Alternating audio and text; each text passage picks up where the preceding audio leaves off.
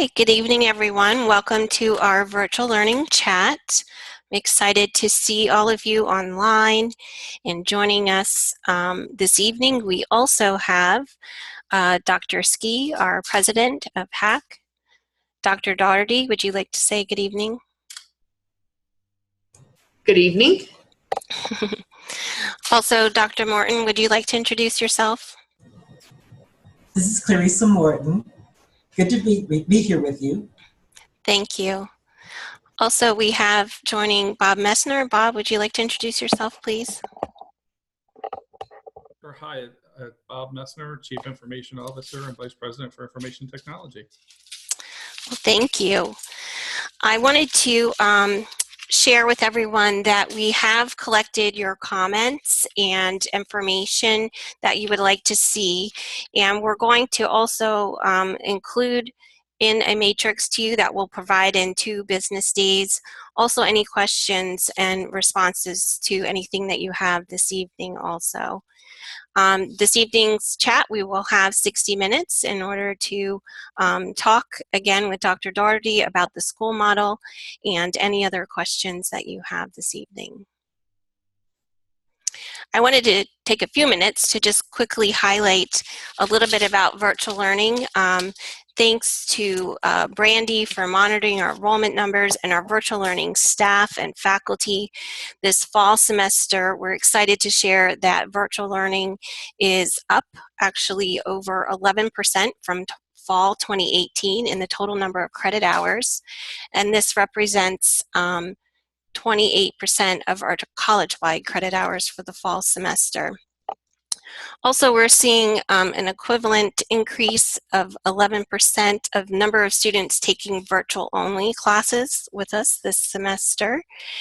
And our students that are taking 1 or more online class currently represents 42% of HAC's fall student population. Also, we're seeing an increase in those students that are choosing their first semester at HAC to take 1 or all of their courses online in virtual learning. Also, we're having increases in number of high school students taking virtual learning classes. Also, an increasing population of students over the age of 25. Also, our students are predominantly female. 71% of our student population is females, but I am excited to share that our male population is actually up 21% from last fall. Just some quick highlights of some of the support for virtual learning students. We do have new this semester Examity online testing tool that we're implementing, so thank you to the faculty and the staff who assisted with that process and are using it this semester. Also, we have PackBack. Many of our faculty are part of a pilot research, actually a community college initiative across the country using augmented information to move forward our discussion boards that are more engaging. So many of our faculty have chosen to participate in that pilot and that research study, so thank you. We're also increasing our number of virtual librarians. So those individuals that are assisting our students in our virtual learning classes with information, technology, research, and assisting them with their papers and information for their class. Also, Emily is working with our student leaders, and I just wanted to quickly highlight our upcoming student leaders for this fall semester. We have as our chair, we have Corey. Corey is the Virtual Learning Student Advisory Council Chair, and he is a web design and development student. We also have joining us this semester Kelly Jo. Kelly Jo is in the upper right-hand corner, and she is a web development student also, and she is one of our older, quote, older traditional adult students, and she plans to transfer to Millersville University for an online degree in social work. We also have bottom left, Elizabeth. Elizabeth is our finance chair. She grew up in Germany, and she's one of our successful PA cyber students and also a previous dual enrolled student at HAC Virtual Learning. And our last student leader is Jessica. Jessica is our communications chair, and we're excited to share that this summer she did service in Hawaii on a farm. So thank you, Emily, for all the work that you do with our student leaders, and thank you for moving forward those initiatives with them and supporting our students this academic year. Also, just quickly highlighting that we have 28 new virtual learning workforce development courses, thanks to the collaboration of our workforce team and also our virtual learning team with Josh Eckenrode and Michelle Myers. So thank you to all the work with that, and we already have 32 new courses on the books to be developed this next academic year. And now I would like to turn this over to Dr. Doherty to talk about the school model. First, I have to unmute. There. So we are proposing moving from a campus model for offering courses to a school model in academic affairs that organizes the departments with similar programs into a school. In the chart you can see on the screen in front of you what the proposed organizational structure would look like under each of the 4 schools, which departments tentatively. I do want to let you know that I'm going to engineering and technology tomorrow afternoon to talk with them about the proposed split in that particular department between the career programs going with business and technology and industry versus engineering in the transfer area. So basically the concept that departments will stay pretty much intact with the notable exception and be grouped together in a school model. And then each school will have a dean, and then the departments, the schools will have either 1 or 2 associate deans that will help be the administrators for the programs within those areas. So that's the concept of the school model. In addition, I noted that you had some questions that dealt with what are deans doing, what do deans do versus what do department chairs do? And I thought maybe I could address a couple of those and then take some more questions that you might have additionally. So the idea is that the department chairs would still be responsible for curriculum development, revision, assessment, program review. All of that would still run through the department chairs and the faculty in the department.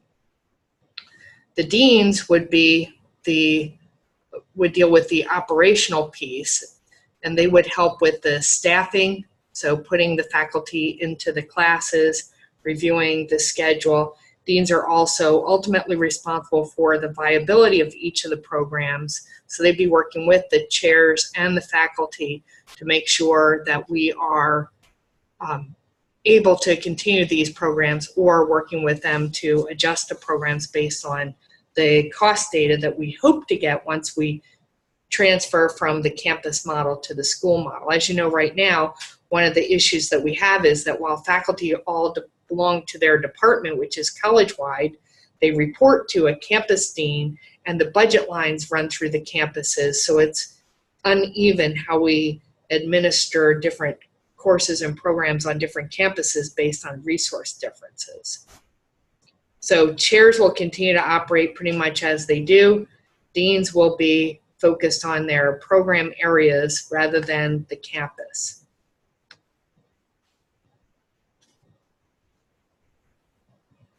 So I would take questions now.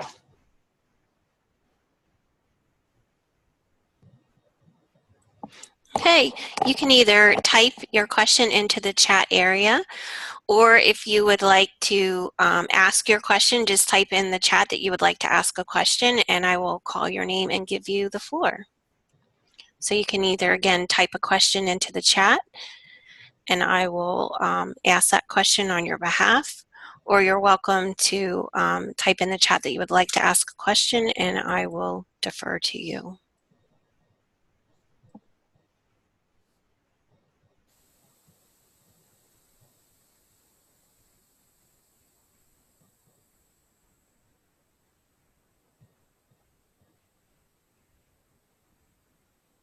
Okay, thank you. David Feller has a question. How will this affect adjunct course scheduling? Ultimately, we want to move to having a college-wide scheduler, and I think you've heard a little bit about that. That's one person that would work with data, looking at how many classes we need to run and where we need to run them. The school deans, though, would be responsible for staffing, just like the campus deans do now. And so within the areas of science, that would be done by whatever dean is assigned to staff the science classes. So they'd be looking at how many we need to have online versus on which campuses, and it would be based on the expertise. Thank you. The next question we have from Suzanne O'Hop. So what does this mean for virtual learning? We are currently a successful fiscal model. Why would you change this? So virtual learning will be incorporated into the schools. We'll be offering classes online and on campus.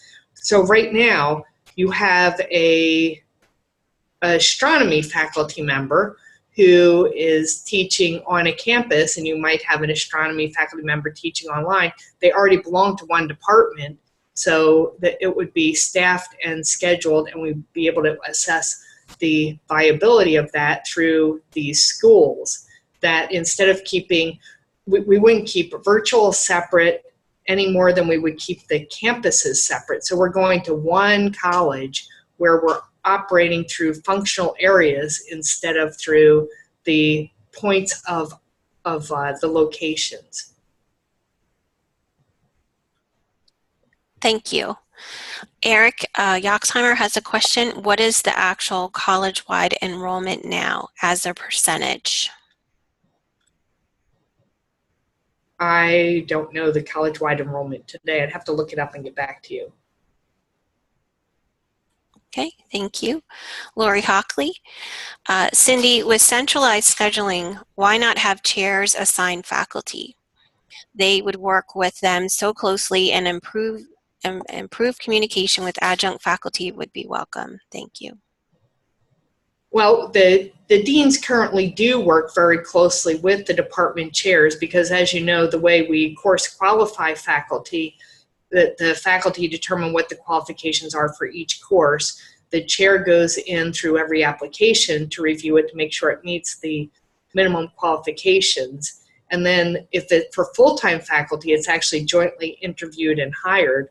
For adjunct faculty, they take recommendations. It's a very collaborative relationship now, and it would only improve because instead of having every chair right now has to work with every single one of the deans on all the campuses and online. So it will be chairs working with fewer just deans within their schools to staff the classes. But I can assure you that the deans reach out when they have an adjunct just quit that teaches electrical technology. Do you have anybody you can recommend? And the chair is extremely helpful in doing that. So that relationship will be retained. Thank you. From Cynthia Davis, can you explain where virtual learning fits in this model? And I think you did it. Did you address that with Suzanne's question, how it fits into the model? So we're offering classes through online and on campuses, so they're part of the school. So virtual would not be a separate unit in this proposal. And another question, and if I can go out of order, it might be helpful or not. There's another question about workforce. So workforce is separate on the picture, and the plan is, as the second slide shows, to integrate workforce departments into schools not until 2021. So it will remain a separate entity for the next academic year. And the reason is that we're still working through registration processes, curriculum processes, and assessment processes. And you might say, well, we've been working on those for a long time, and you would be right, that we have made substantial progress. And we have a team now working on the registration process in particular to automate it instead of using the manual process we do now.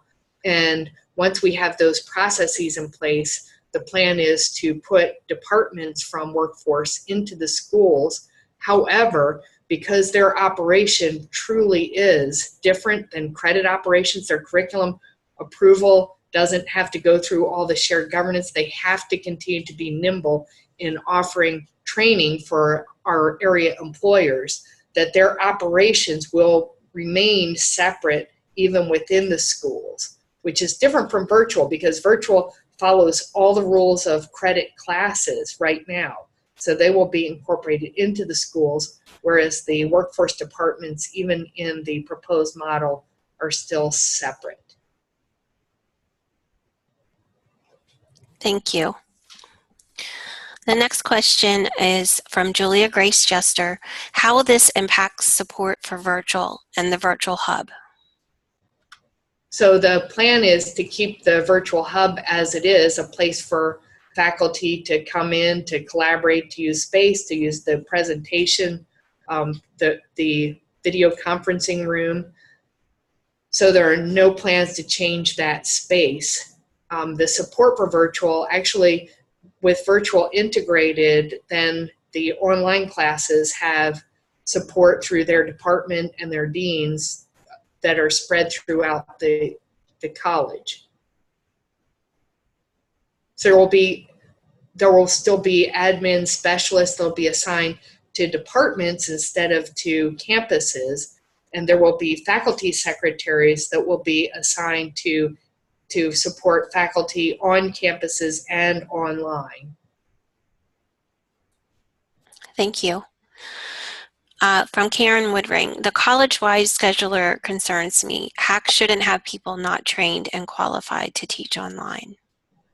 So the scheduler will review how many sections of which class we need to have online. I think your concern may be for staffing, like who's going to put people in those classes. And we would absolutely make sure that the faculty are qualified, but not even just qualified. To teach online is a huge amount of preparation. So we would make sure people are not only qualified and meet the requirements, but have time to prep the online class. So the staffing would be done by the school dean, not the scheduler. Thank you. The next question is from Nicole Ernst. What happens to VL leadership? Who is going to drive VL for the college?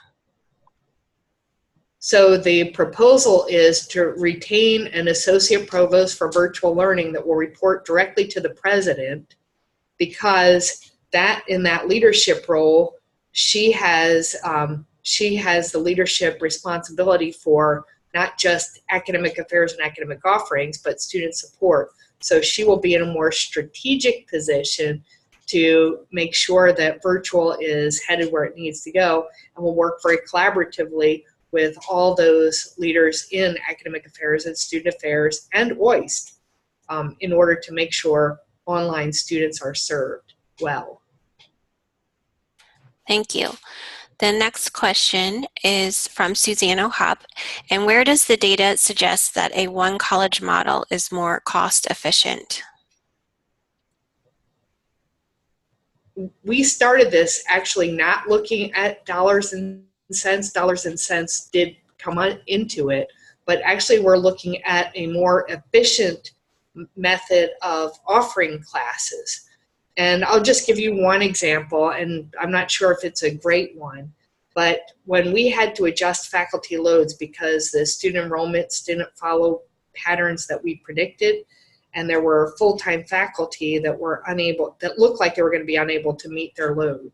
So we sat down with the faculty, and it was me, the department chair, and 2 or 3 deans, depending on where this individual faculty member was scheduled or had suggested could be scheduled. So instead of bringing together various different deans working with the faculty to figure out how we're going to do that, because again, virtual faculty are part of our college offering classes, and it's the same content in English 101, whether it's offered in Lancaster or Lebanon or Gettysburg or online.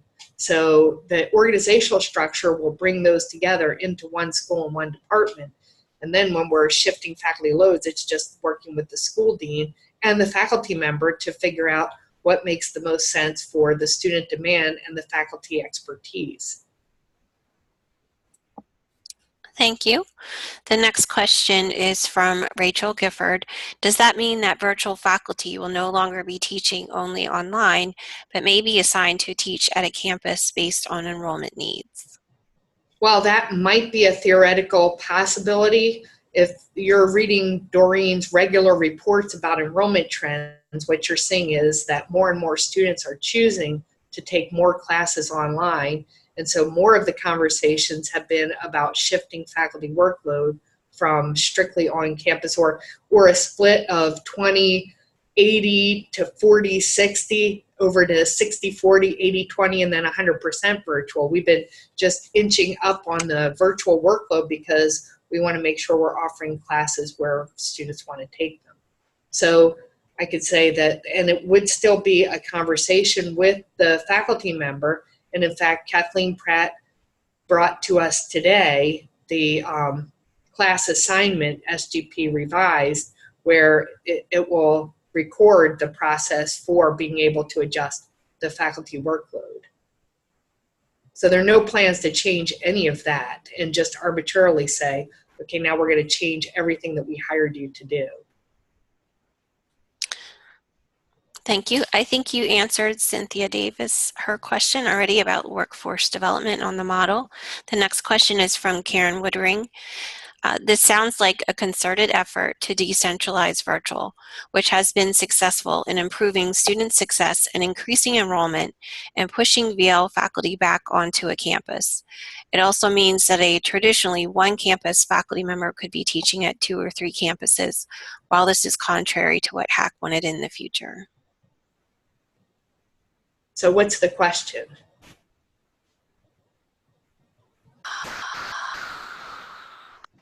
Karen, if you want to put something in the chat again, I will come back to you. I will keep moving.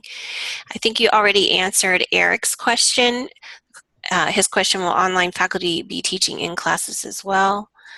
The next question in the chat is from Amy Withrow. Do you think virtual learning has been successful since 2004? Yes. If not, why not? If so, what are some of the key reasons for that success? And she said she may have a follow-up question depending on the answer. So I believe virtual has been successful, and I would say the key to the success is our faculty who teach online classes. In fact, the faculty, the full-time faculty, again, nothing, adjunct faculty are very helpful and useful, but our full-time faculty are remarkably innovative and creative and have done great work in terms of developing instructional materials and continue to keep our classes fresh for students. So I'd say that's the secret sauce for our virtual success. Thank you. The next question is from Suzanne O'Hop. Is there room for us to propose another proposal? If the other proposal is within a one college model. The next question is from Sari Ramirez. Just to be clear on school dean, each school dean will be responsible to schedule faculty to virtual, blended, and face-to-face classes. Faculty will still need to be qualified to teach virtual. Yes, that's a big yes. And there are no plans to change the qualifications to teach online.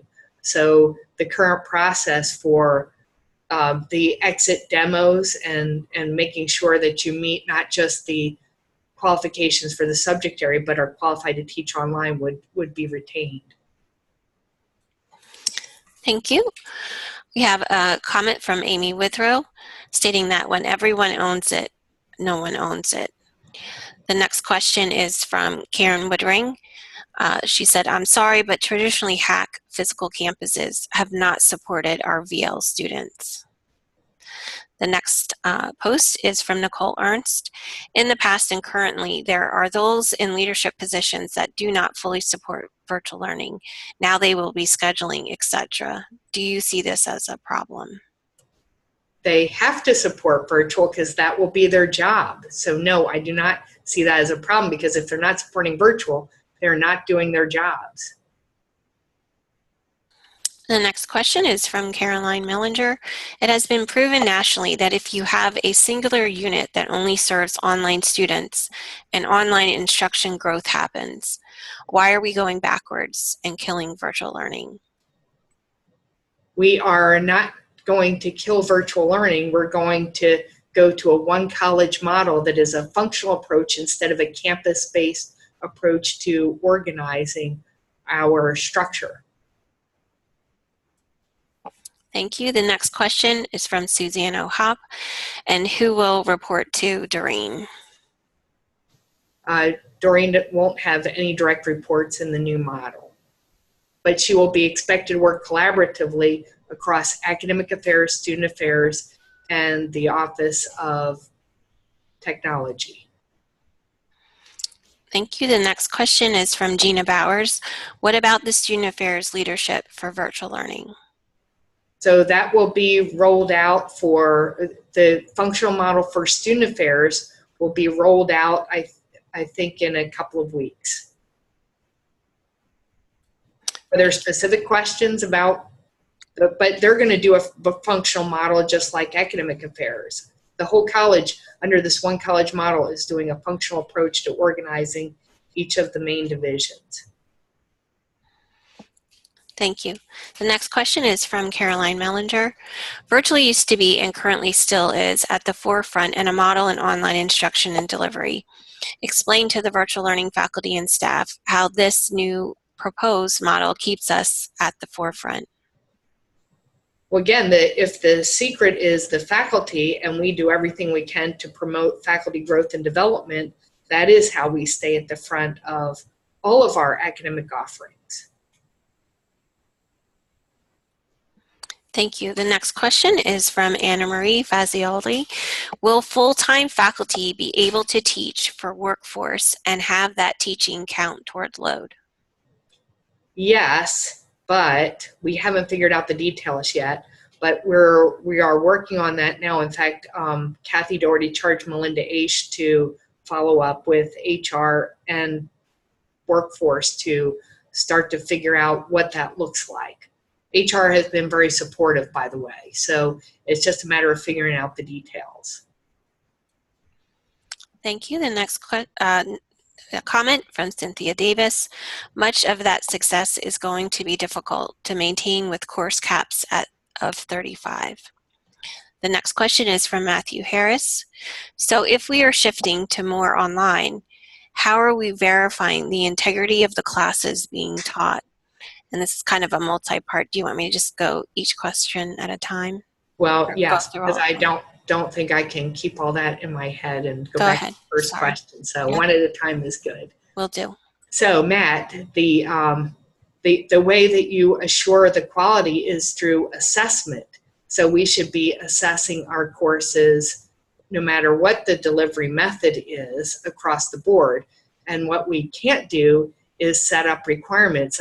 There have been several questions about integrity, but the faculty have approved procedures for assuring integrity, and we will work with those, but you can't go in and force beyond what our procedures say. So the best way to do that is actually to do regular assessments to make sure students are learning what we say that we are teaching.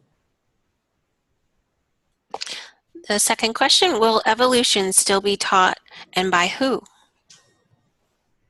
At the moment, the academic technology is looking at improving the way we offer professional development for faculty who want to learn online teaching. So as Jason has been leading the group and Joe Mandreski with the CDI, that group will continue to work on online training. So again, that component isn't going to change, and Jason has been working very closely with Doreen on what are the needs and how to best meet those needs. I believe Jason meets regularly with Doreen. The next question is... Doreen, can you just jump in here? Oh, yes. So we do have monthly staff meetings in virtual learning that includes the CDI team along with Jason, and again, our faculty and our student affairs staff and our academic affairs staff in the unit. So yes, we do meet frequently, monthly together, and keep each other updated. So yes, thank you. The last question from Matthew. Part of the structure of virtual was ensuring students online get the best classes. However, we have more checks and balances than face-to-face faculty. Is this watering down that process? I don't believe so, because we're not planning to water down the process for, again, approving online faculty. We currently have a different process for approving that faculty are qualified to teach online. They have to meet the discipline qualifications, and they have to be able to demonstrate that they can teach online, and that would not change with this new format. Thank you. Question from David Feller. What will we do better to ensure online students are prepared to take online classes? Well, that would be a good point of collaboration with student affairs staff, particularly when we look at onboarding new students and providing new student orientation that provides perhaps more engagement with students who choose online to do assessments. But that would be more of a student affairs, I think, collaborative thing. Thank you. The next question is from Christine Beninger. Who will oversee the training of new virtual staff? And Christine, did you want just staff and faculty, or just staff? Both. I see you nodding. Thank you. So the faculty training piece would continue to run through the CDI, although Jason is looking at ways to continually improve that. So while the structure for that won't change, the content is continually evolving, I think getting better.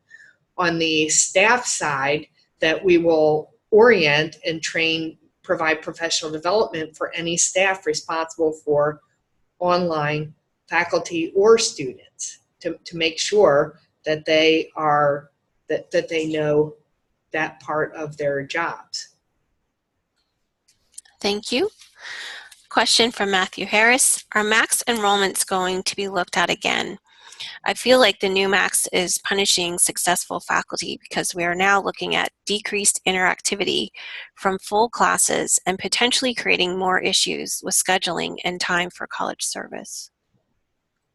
Well, there are opportunities to have conversations not only about the class maxes, but also about what are more efficient ways for organizing the activities within the class. So there are lots of ways to approach that, and we can have another discussion about some different ways of looking at the class size. But again,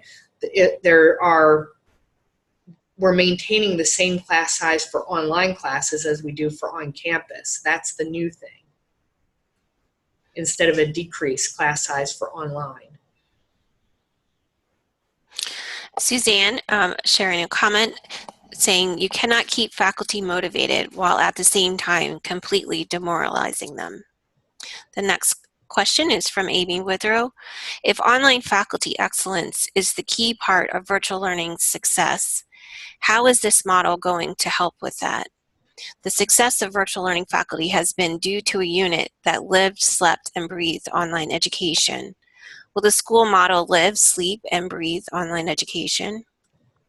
So the school model will live, eat, and breathe excellence in their subject area. So we should be offering the absolutely best academic experience that any student comes to take in business or health careers or whatever subject area it is, no matter whether it's online or on campus. We should always be the best. And I'd venture to say that I've had a lot of conversations with faculty across the board about some really innovative teaching things that they are working on in classes. So to say that only the virtual faculty are great at innovating, but we can be excellent no matter what the platform is. Thank you. From Suzanne O'Hop, how is HAC going to keep assessment at the forefront while at the same time eliminating the Director of Institutional Effectiveness?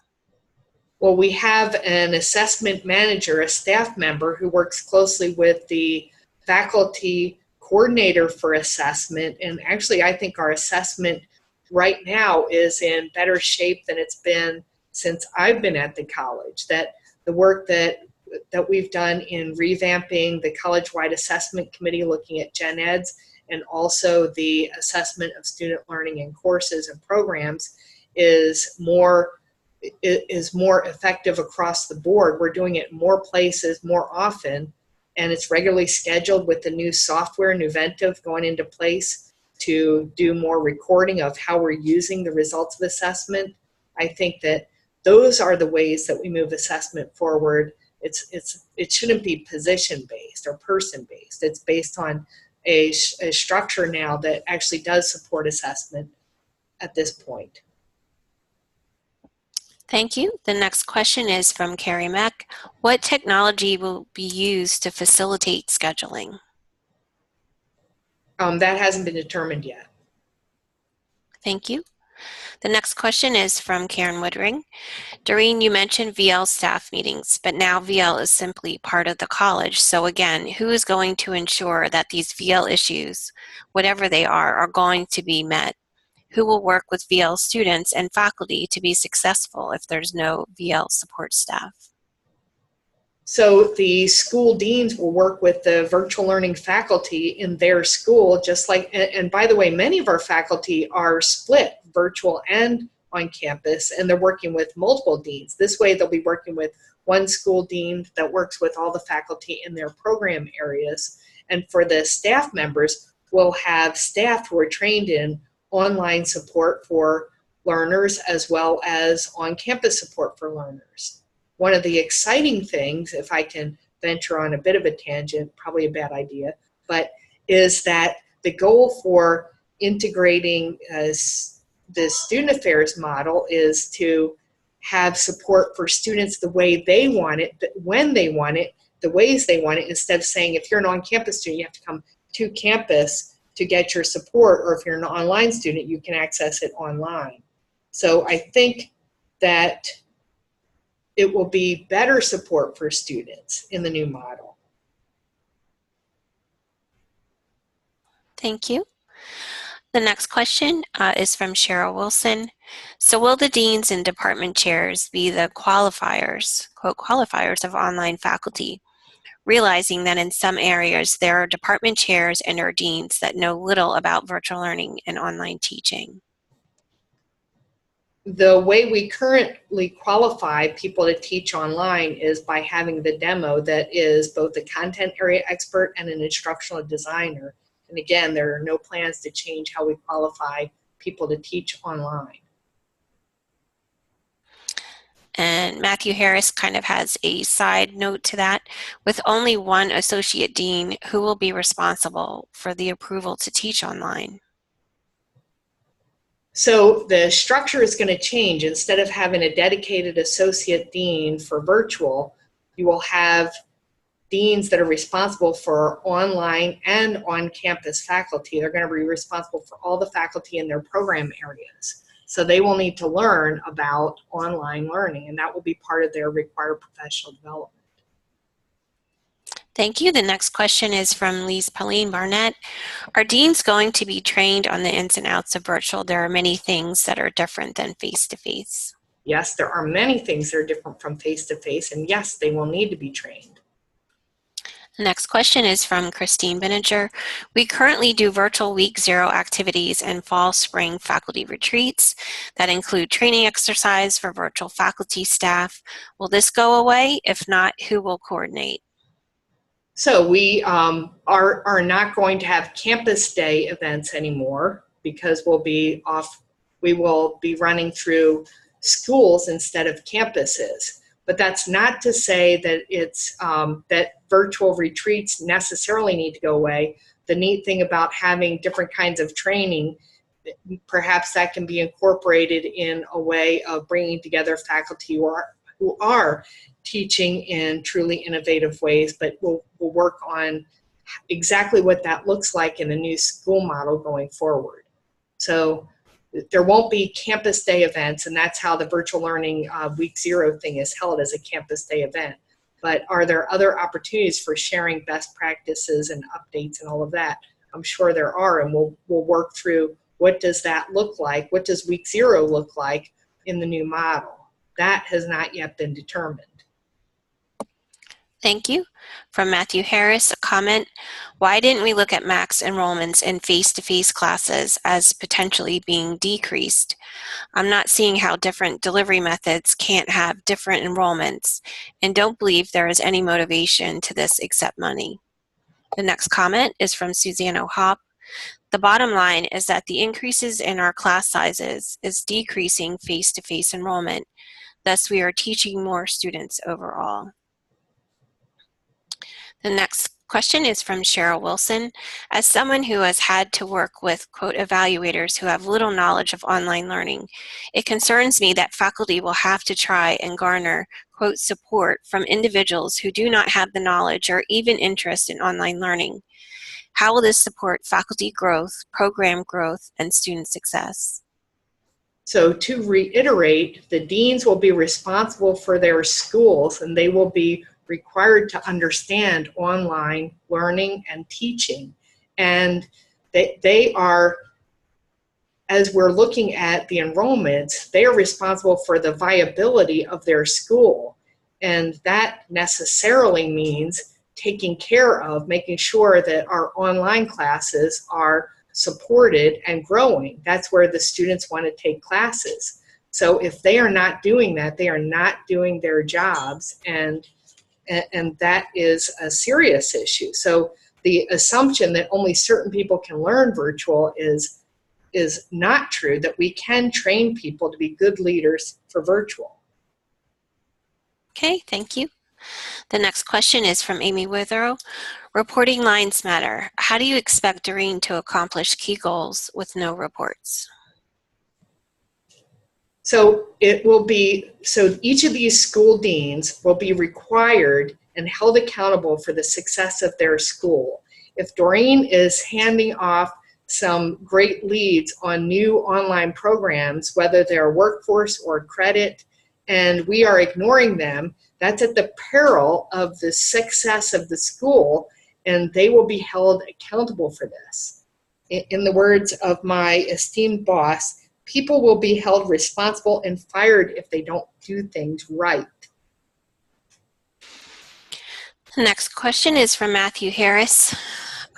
Actually, just a comment. Matt's just making a mention to everyone. Just check who you're sending your questions to.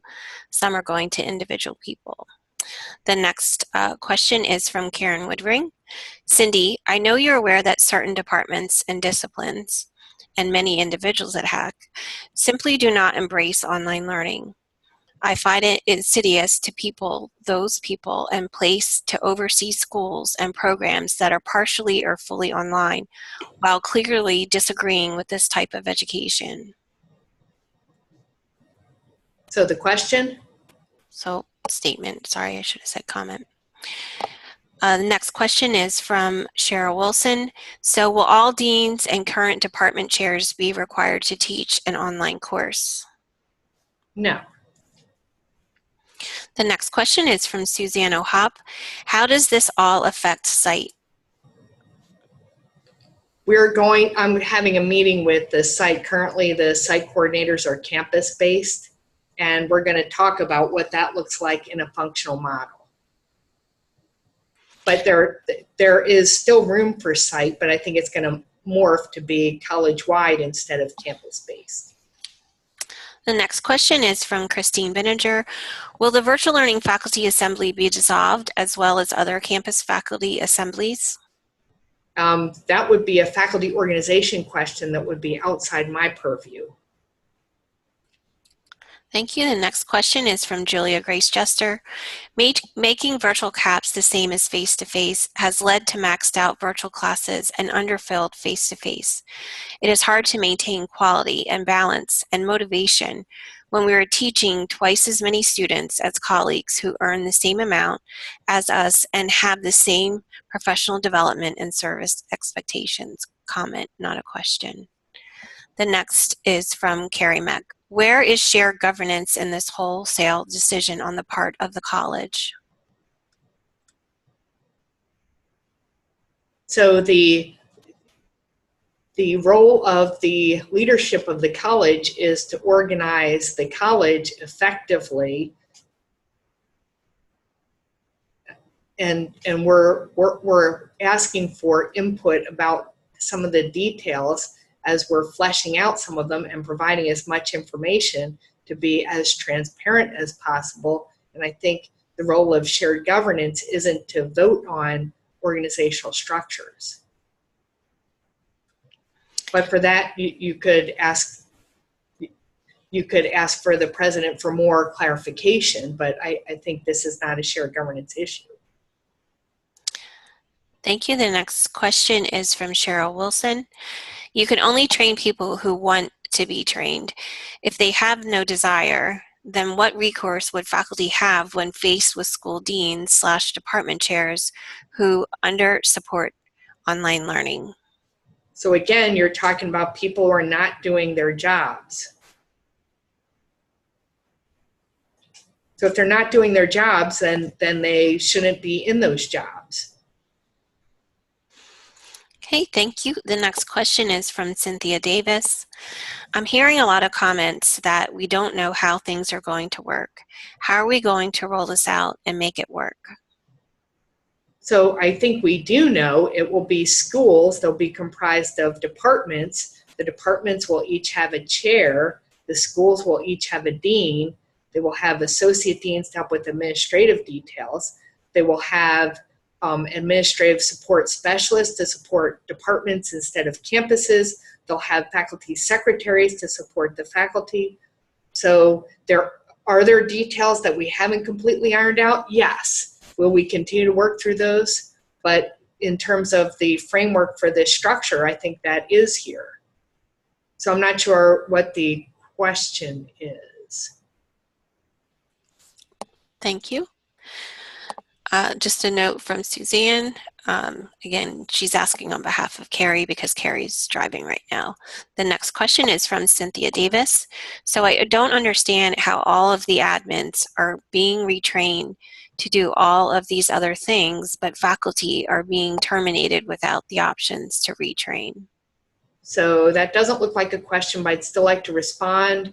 The admins are going to be doing the same kinds of work that they're actually doing now, that they're going to do payroll and they're going to do the textbook support. So it's just that they'll be assigned, instead of all the faculty within this part of a campus or all of the campus, they're going to work for a school, but their jobs, their duties, their day-to-day is actually exactly the same. They need the same banner skills, the same Argos skills, etc.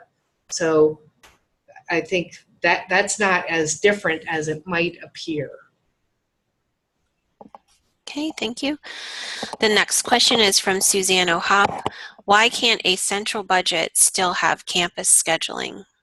We think it's more efficient to have budgets aligned with reporting lines that are aligned with functional areas, and that's how we're structuring the college. Thank you. The next question is from Cheryl Wilson. What role will faculty play in the decision, oops, sorry, my chat went fast there, play in the decision making of who will be the deans and department chairs? Will everyone have to reapply? So the department chairs will remain the same because their jobs are the same and their departments are the same. We'll get the final weigh-in from HR, but there's no intent to switch those up. The deans, however, will have to reapply, presumably. Again, I don't have the answers because the job descriptions have been changed and they've been submitted to HR for review, and we'll have the details in another month or so. But I have prepared the deans to assume that it's more likely that they will have to apply. In that case, there would be a search committee, and we would follow the search committee guidelines for recruitment and hiring of deans. Thank you. The next question is from Caroline Mellinger. After all of the support for virtual campus and now virtual learning from Dr. Baehere, sorry, help me, and Dr. Ski over the past 14 plus years, did anyone consider an alternative to decentralization of virtual learning, parentheses, despite this new school model, before killing the virtual model, caps intended? It seems serious consideration should have been made to an alternative to what is being proposed. The next is from Matthew Harris. I know you're on the hot seat in this chat, Cindy, and hopefully you realize these are not directed at you personally. My last question is how we, in good faith, trust any of this will work when we keep changing the plan beyond the general, we are one college. What happens if this model is assessed and does not meet the needs of our students? For example, what if, oops, sorry, my chat moved. For example, what if students complain about the lack of interactivity online? What if students feel neglected by the model? Are there plans in place in case the structure does not function? So we do have a plan to assess the model that in the past the college has restructured without a clear assessment plan, and we are going to develop the assessment plan in detail in fall 2020. Thank you. The next is from Suzanne O'Hop. To piggyback on Caroline, why not allow virtual to be a world campus model? So to keep it short, maybe not. So one of the options is to go with a world campus model. And we could do that in competition with Arizona State, Western Governors, Southern New Hampshire, Penn State, because they are the world campus. The difficulty is that we would be coming to really truly compete with big online growth. We would need big resources for big marketing. And the other thing that like a Southern New Hampshire has is canned classes. That's the opposite of what we want to do.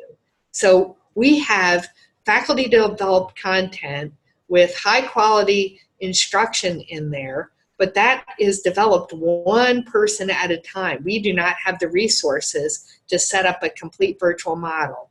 If I can step over into somebody else's sandbox briefly into student affairs, we have a couple of people that are dedicated virtual student affairs staff right now.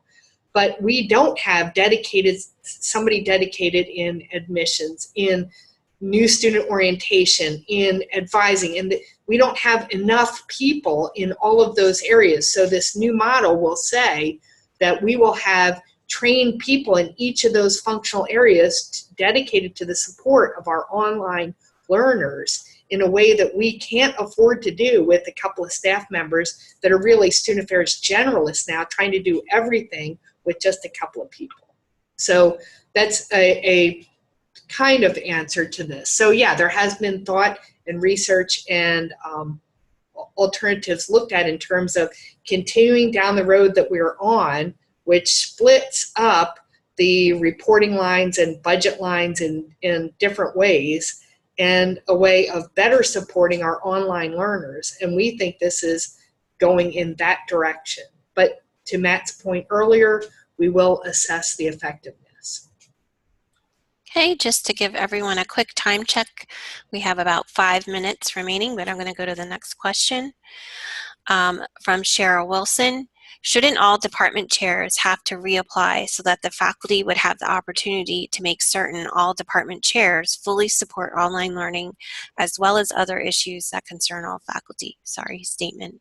Or maybe it is a question. Do you want to address it? So faculty did have an opportunity to weigh in when those department chairs applied for those positions. That include the virtual faculty because they are currently the department chair for all the faculty in their department, including the online faculty. Okay, thank you. From Christine Bininger, currently we have faculty discipline leads within departments. For example, science has discipline leads for chemistry, physical science, biology, environmental science that receive, quote, release time or PPAs. With the new, quote, School of Science, Engineering, and Math combined, with 2 departments, number 1, engineering and science, and 2, math, computer science, how will this alter discipline leads? At the moment, there's no plan to alter the discipline leads. Thank you. The next question is from Amy Withrow. Did you do current research on this model in regard to excellence in online education? What college or colleges are we using as the model to aspire to? We actually had an expert from Civitas Learning come in and speak to the cabinet about best practices in organizing to support online learning. And I just can't remember his name. Maybe Doreen can remember. Yes, Dr. Rob Robinson from Civitas. Yes. Thank you. The next question is from Suzanne O'Hop saying, yes, Cindy, but we have one secret weapon, no CAN classes. That is what will make us stand out. In a world campus model, we can put the money VL is making and put it back into those services you were talking about. The next is from Matthew Harris. I'm sorry, but having an assessment plan not in place during this process is irresponsible. Changes without assessment are just changes. A plan after the fact is subjected to questions that come not from the vision of the change, but issues with the change itself. Next is from Cynthia Davis. I agree with Matt. We have a history of implementing things that have no assessment ready. We were, quote, one college before, and seems like here we are again. Some of us are moving to new deans and department chairs. The next is from Suzanne O'Hop to everyone. Experts said that there are pros and cons to both central and decentralized. I saw the PowerPoint. And we have 3 minutes remaining. Any final questions? Comments?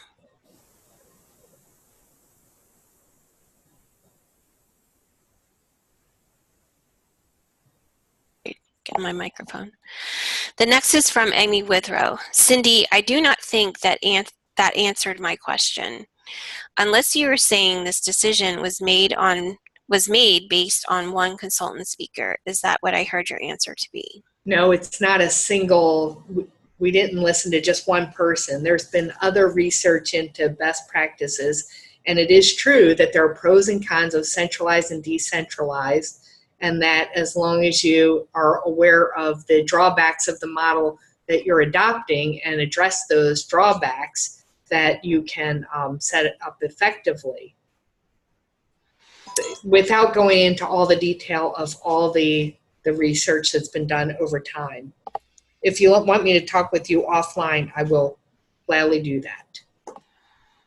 All right, we have 2 minutes. There's a question here from Suzanne O'Hop.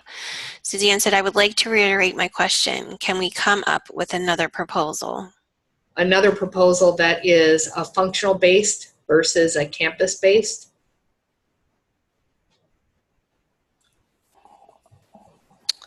Yes. Doreen, if you can flip back to the school structure for 2020, I think that would help with the other.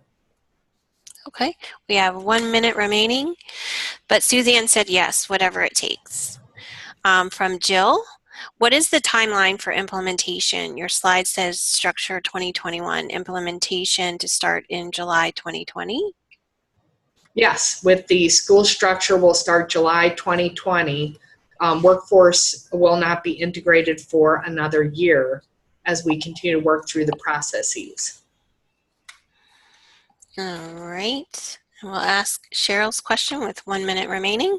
Well, Here- I don't have time to go Okay. through a detailed analysis of Got pros it. and cons and All right, we'll add this question to the Q&A, and Christine has one as well. So thank you everyone for your time this evening and questions.